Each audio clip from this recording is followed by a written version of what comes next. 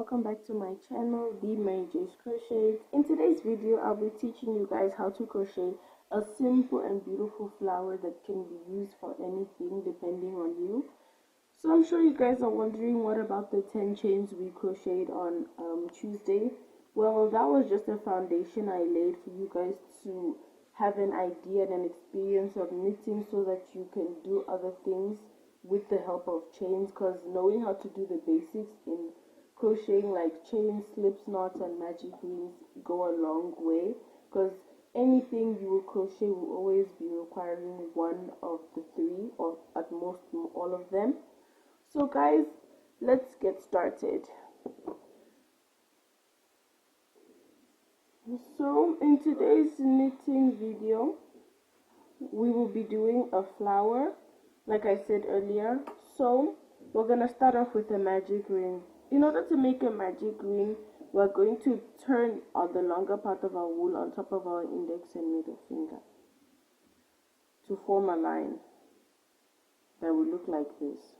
So once you have done this, you are going to take that same long wool again and turn it again on the same fingers to form an X. If you notice the X,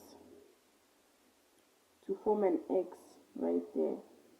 So once you have formed your X, you will take your crocheting hook and just put it right under, and it will pop out through this little space here, and you will take the wool in front of it with your hook and pull. So once you have done this, we will then twist our work and pull our fingers out with the support of our index and thumb finger. So once you have done this, we will then end up with a loop, and we will then chain one. So after we have chained one, for this we're going to need 4 chains actually, but this is our chain one, so we need 3 more. 1, 2, 3, and this is it, our 4 chains and our loop. So to get started off with the first petal, we're going to yarn over like that, end up with 2 loops on our wool, yarn over again, end up with 3, and once you have 3 loops on your wool, you're going to insert it into the loop you created, which is this one. So we're going to enter our hook in there and just pull our yarn through the hole and end up with 4 loops on our wool. Once we have 4 loops on our wool, we're going to pull our yarn through 2, half 3, pull our yarn through 2, half 2, and then pull our yarn through 2, and it's gonna look like this. So we're gonna do this again, yarn over, have 2 on our hook, yarn over, have 3 on our hook, insert it into the hole, pull our yarn through the hole, have 4, pull our yarn through 2, pull our yarn through 2, and pull our yarn through 2, like this. And we're going to do it again, yarn over, have 2 on our hook, yarn over, have 3 on our hook, insert it into the hole, pull our yarn through it, have 4 on our hook, pull through 2, pull through 2, and pull through 2. And this is our first petal. It's going to look exactly like this. So we're going to make a slip stitch after we have done this. In order to make a slip stitch, we will just insert our hook into the hole we have made, pull our yarn through, and that same yarn you have pulled through your hole, you will pull through this part, this loop here, like that. And then we'll do it again, 4 chains once more. 1, 2, 3, 4.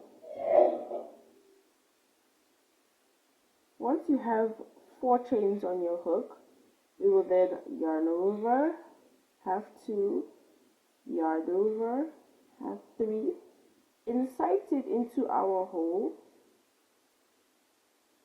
pull our yarn through our hole, have 4 on our hook, yarn over, pull through 2, yarn over, pull through 2, and yarn over, pull through 2. This is what it's going to look like. We do it again. Yarn over, half 2, yarn over, half 3, put our hook through our hole, pull our wool, yarn over, pull through 2, yarn over, pull through 2, yarn over, pull through 2, yarn over, half 2, yarn over, half 3, put through our hole, pull it through, half 4, yarn over, pull through 2, yarn over, pull through 2, and yarn over, pull through 2. Again, we have 3 again forming a petal. So guys, you can continue this process until you have as many petals on your flower if you want. But for me, I would just like 5 petals, so I'm gonna add 3 more. So I will see you guys at the end. I'll see you guys at the end when I have my 5 petals.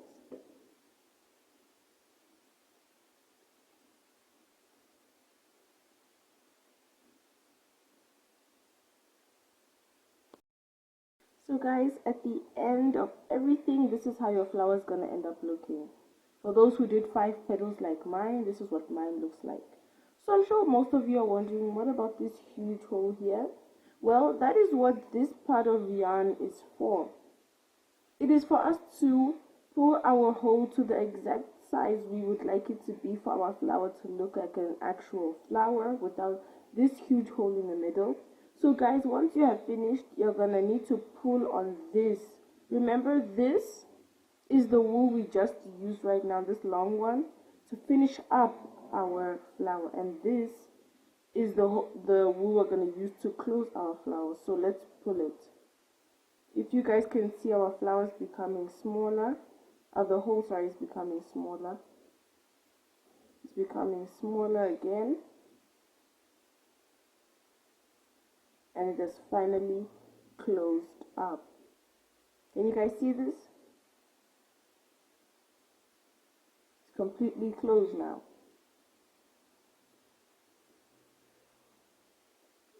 Isn't this beautiful and cute? You can use this for anything, a decoration, a house key, anything. A key holder.